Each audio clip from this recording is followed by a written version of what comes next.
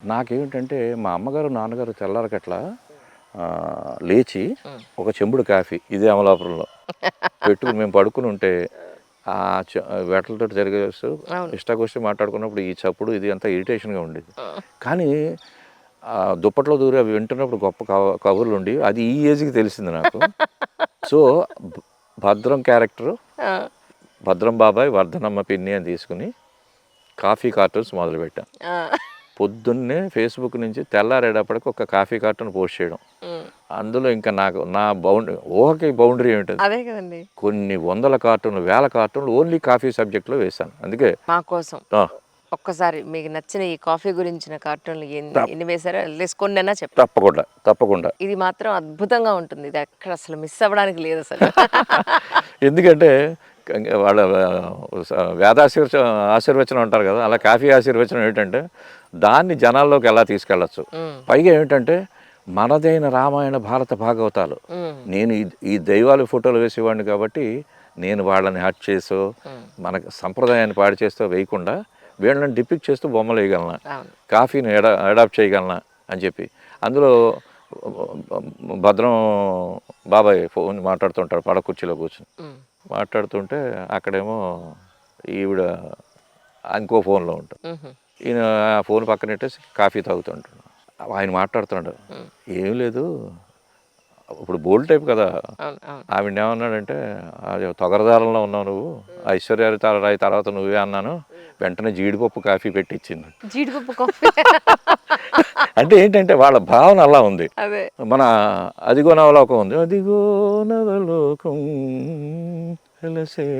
మన ఈ పాటని అదో హమ్ చేస్తున్నప్పుడు వచ్చిన ఐడియా ఏమిటంటే గ్రహాంతర జీవులు వాళ్ళ డిస్క్ వేసుకుని కిందకు వచ్చేస్తున్నారు. భూగోళం కనపడలేదు, ఈ కాఫీ కప్పు ఇది కనపడుతుంది, అక్కడికి వెళ్ళిపోతాం, మంచిగా వేడి వేడి ఫిల్టర్ కాఫీ దొరుకుతుంది. ఇలాగా ఋషి ఉన్నాడు, తపస్సు చేసుకుంటున్నాడు, వాడు అందులో గళ్ళ పెట్టి వాడు కాఫీ పంపిస్తుంది పెళ్ళం అన్నప్పుడు లోపల నుంచి వాడు అంటున్నాడు, కాసేపట్లో దైవం కూడా ప్రత్యక్షం అవుతాడు, ఇంకో ఫిల్టర్ కాఫీ తీయండి. ఇలాగా ఔచిత్యం పాడవకుండా రామాయణాన్ని ఏదంటే టచ్ చేయగలం అన్నప్పటికీ చాలా ఇంట్రెస్టింగ్. ఎందుకంటే రాముడే నాకు నంది అవార్డు ఇచ్చింది. ఏంటంటే రామకార్యం అంటే ఎంత పవర్ఫుల్. ఆంజనేయ స్వామి రెట్టించిన ఉత్సాహంలో మహోద్ధృతంగా వెళ్తున్నాడు సముద్రం మీద. మైనాకుడు అంటాడు ఎలాగన్నా ప్రలోభ పెట్టాలని ఒక్క శాత తీరు ఒక్క అడుగు ఇంత పళ్ళు అవి తిని వెళ్ళాను. నేను ఆ ప్లేస్లో కాఫీ పెట్టాను, చాలా అలసిపోయి ఒక్క కప్పు కాఫీ. అంటే అంటే ఏంటంటే ఎందుకంటే ఒకటి తిలక్ అమృతం కురుస్తున్న రాత్రి నాకు భగవద్గీత అంజలి, అందులో ఆయన అంటాడు మనదే రావాలి, మనలోంచి రావాలి అంటూ కవిత్వం గురించి చెప్తే కవిత్వం ఒక ఆల్కెమీ. శ్రీనాథుడికి తెలుసు, కృష్ణశాస్త్రికి తెలుసు, నన్నయ్యకి తెలుసు అని చెప్పారు. అలాగే ప్రతి సబ్జెక్టుకి ఆత్మ ఉంది, ప్రతి కళకి విలువ ఉంది. వాడు డప్పు కళాకారుడు వాడు చిందేసిన, లేకపోతే మన ఎలా చెప్పాలి, యామిని కృష్ణమూర్తి శిల్పశాస్త్రానికి ఆథెంటిక్గా పోస్టర్స్ పెట్టగల యామిని కృష్ణమూర్తి డ్యాన్స్ చేసిన, చిట్టుబాబు గారి వీణ కానీ, లేకపోతే బాలమురళి గారి గమకాలు కానీ, ప్రతిదీ కూడా తెలుగు నేల కాదు ప్రపంచాన్ని తడిపేసింది అమృతపు జల్లులో. అంత చెయ్యకపోలేవచ్చు కూచి, కానీ ఉడతాభక్తి వెళ్ళాలి, పరిగెట్టాలి అని చెప్పి ఈవెన్ కార్టూన్లో కూడా కాఫీ కార్టూన్స్ తోటి సిరీస్ వస్తుంది త్వరలో, ఇవన్నీ చేస్తున్నాను. ఇదో ప్రయోగం. ఇలాగ రకరకాల అక్కడ నెక్స్ట్ ఏంటంటే సప్తస్వరాల మీద స్పెషలైజ్డ్ వర్క్ ఉంది, లవ్ సిరీస్ అని ప్రేమ మీద, ఎంత ఎంత చాలా బాలుగారు చూసిన పెయింటింగ్స్ అవి. అన్నయ్య గృహప్రవేశానికి వచ్చినప్పుడు బాలుగారు చూశారు. అదేంటంటే అందులో ఒక పెయింటింగ్ బాగా నచ్చి ఆగిపోయాను. ఏదన్నా సాయి అంటాడు అన్నయ్య నన్ను, సాయి ఇవి చెప్పు అన్నారు బాలుగారు. అవేంటంటే తొలి ముద్దు, తొలి కోగిలి, తొలి ప్రేమ, ఇవి టైటిల్స్, అన్ని సింబాలిక్ ప్రజెంటేషన్. మనకి దూతిక అనేది ప్రేమలో కామను, ఆ హీరోయిన్ తమ్ముడు లేకపోతే వాడు స్నేహితుడు వీళ్ళు చేస్తారు. ఇక్కడ ఏంటంటే ఒకవేళ ప్రకృతి ఏంటి జరిగింది, అభిజ్ఞాన శాకుంతలం అయింది, మేఘ సందేశంలో దౌత్యం జరిగింది, ఇది జరిగితే ఎంత బాగుంటుంది రియాక్షన్ అనడానికి, ఇద్దరు ఒక క్యాన్వాస్ మీద టాప్ కార్నర్లో రైట్లో ఒక 2 మేఘాలు, కింద 2 పెదవులు, నవ్వుతున్న పెదవులు వేశాను. కిందకి దిగేటప్పటికి ఇక్కడ మీకు పెయింటింగ్ పంపిస్తాను, అది కింద ఏంటంటే 2 ఏకోన్ముఖమై సుఖమై అంటారు. అలాగ రెండు పువ్వులు పెనవేసుకుపోయి ఒకే స్వరూపంలో ఉంటాయి, కౌగిలింతలు, తొలి కౌగిలి. దీనికి ఎంత ఔచిత్యం అంటే ఈ కౌగిలింతను చూసి వీళ్ళని కలిపిన ప్రకృతి కళ్ళకి మేఘాలను అడ్డం పెట్టుకుని నవ్వుకుంటుంది. సో ప్రతి చోట చూడగలిగిన దృష్టి ఉండి సారించగలిగిన మనసు ఉంటే ప్రతిదీ ఏరుకోవచ్చు. అవి అది కార్టూన్ అవ్వచ్చు, క్యారికేచర్స్ అవ్వచ్చు, లేకపోతే పెయింటింగ్స్ అవ్వచ్చు, లేకపోతే శిల్పాలు అవ్వచ్చు, లేకపోతే స్టోరీ బోర్డ్స్ అవ్వచ్చు. అలా చేసుకుంటూ ఈ ప్రయోగాలు ఇలా నడుస్తున్నాను. అద్భుతం. అది అంజలి. చాలామంది ఆర్టిస్టులు వాళ్ళ కెరియర్ స్టార్ట్ చేసి ఒక 5-6 ఇయర్స్ అవ్వకుండానే ఒక గ్యాలరీ లాంటిది ఓపెన్ చేసి వాళ్ళ వేసిన స్కెచెస్ అన్నీ కూడా సేల్కి పెట్టడం, అంటే ప్యూర్లీ అంటే కమర్షియల్ నేను అనను, వాళ్ళ ఆర్ట్కి గుర్తింపు కూడా అది. ఒక మాటలో చెప్పాలంటే మీరు అలాంటి యాక్టివిటీస్ చాలా తక్కువ చేస్తున్నారేమో అని నాకు అనిపించింది. నిజంగా రైట్. ఎందుకంటే మొదట్లో అన్నాను కదా, అర్షకేష కవిత్వ నివేదన అని. పెయింటింగు 99.99 ఎక్స్ప్లెయిన్ చేసేది కాదు మోడర్న్ ఆర్ట్లో. ఇక ట్రెడిషనల్ ఆర్ట్లో నేను వేస్తున్న ప్రక్రియలో రామాయణం అయినా, భగవద్గీత అయినా, మన అన్నమయ్య అయినా, నారాయణ రెడ్డి గారి కవితలు అవ్వచ్చు, శేషానంద శర్మ గారి కవితలు, ఇలా ఏ సాహితీ స్పర్శ చూసినా అవి కూడా వేసినప్పుడు ఆటోమేటిక్గా కన్వే అవుతుంది సబ్జెక్టు. ఇదేంటంటే గ్యాలరీ పెయింటింగ్ స్థాయి వేరే ఉంటుంది. ఆ యాబ్స్ట్రాక్ట్ నేను సర్రియలిజం దాని గురించి కూడా దాచిపెట్టుకున్నాను పక్కన కమర్షియల్గా. ఇక్కడ ఏంటంటే కరెక్ట్గా అంటే అల్లరిగా చెబుతున్నాను, వెన్నుపూస విరిగిపోయి ఆ ఉరపంజరం ఏదైతే ఉందో అది చితికిపోయేలా వెన్ను తట్టిన వాడే ఉన్నాడు. కానీ ఫినాన్షియల్గా అయ్యో ఆర్ట్కి ఏదైనా చేద్దామన్న ఆ సపోర్ట్ ఉన్నవాడు దొరకలేదు. ఎందుకంటే ఈ కూచి ఇంత దూరం వచ్చాను కదా, నేను గర్వంగా చెప్పుకుంటా, ఆనందంగా చెప్పుకుంటున్నాను.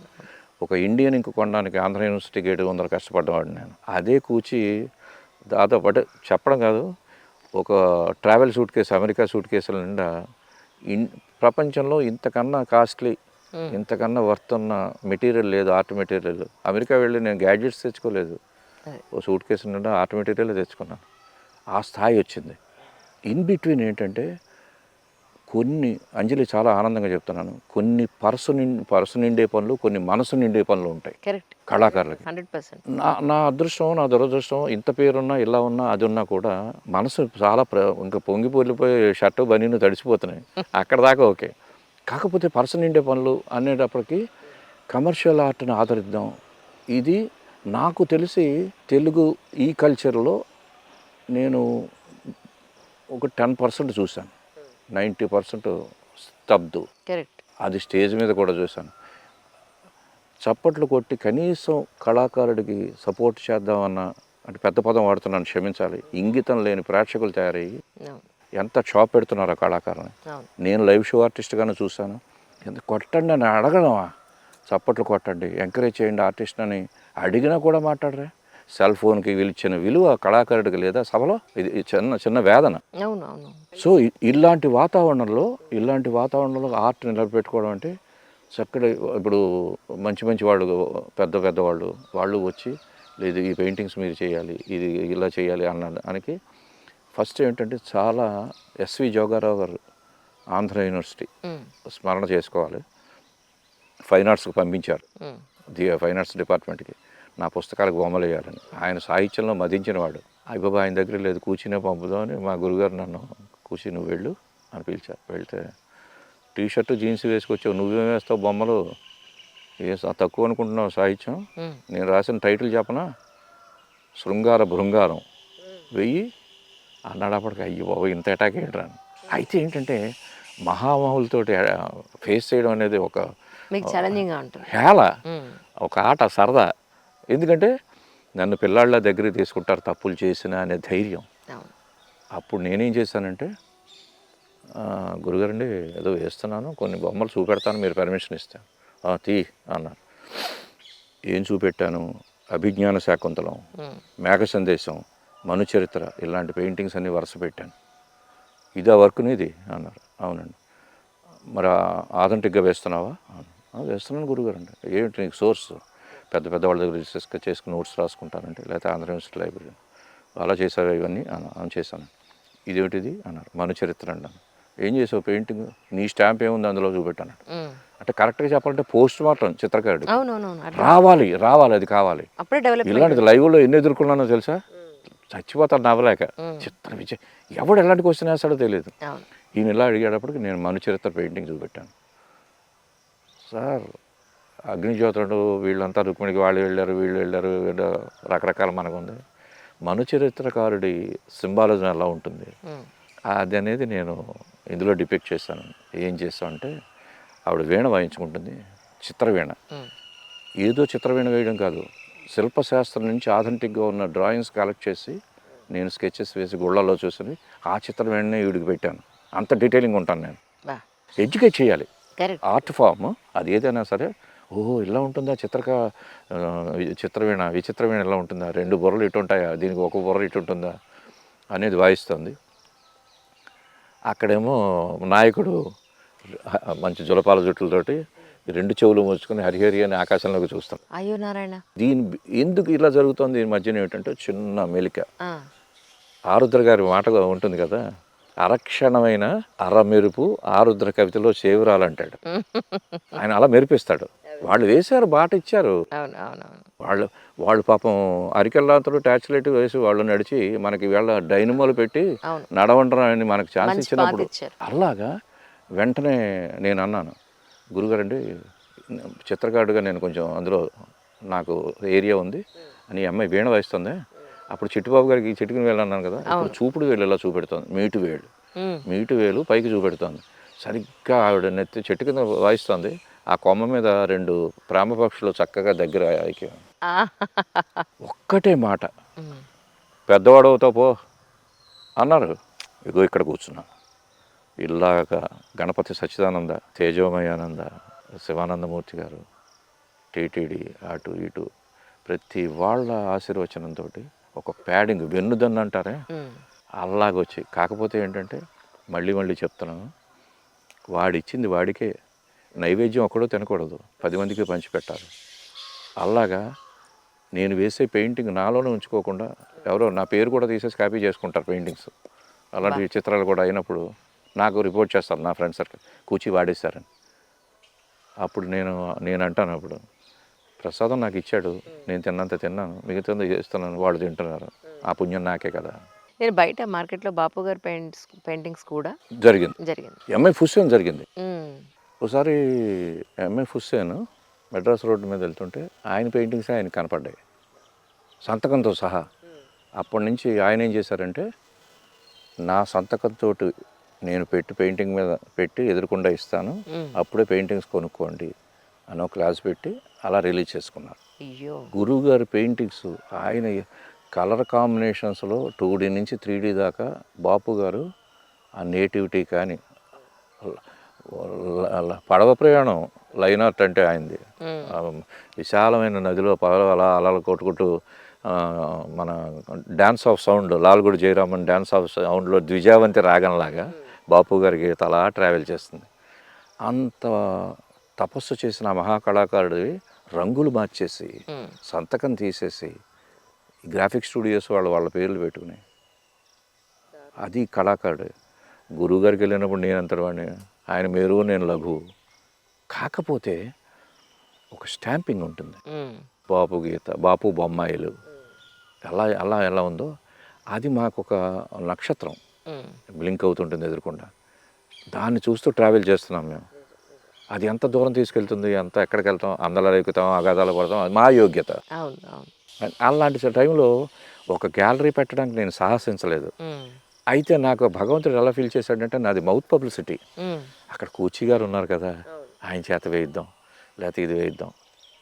అలాగే మొన్న రీసెంట్గా అలాంటి పబ్లిసిటీలో నాకు జరిగిన ప్లస్ ఏంటంటే టీటీడీ మ్యూజియం ఎంటర్ అవగానే పైన దశావతారాలు కావాలి, దాంతోపాటు అయ్యవారు అమ్మవారిని కూడా వేయాలంటే 5x5 క్యాన్వాస్ సైజులు పెద్ద క్యాన్వాసులని ఇవి చేశారు మ్యూజియంలో. మొన్నే నా స్వహస్తాలతో అక్కడ అరేంజ్ చేసి వచ్చాం.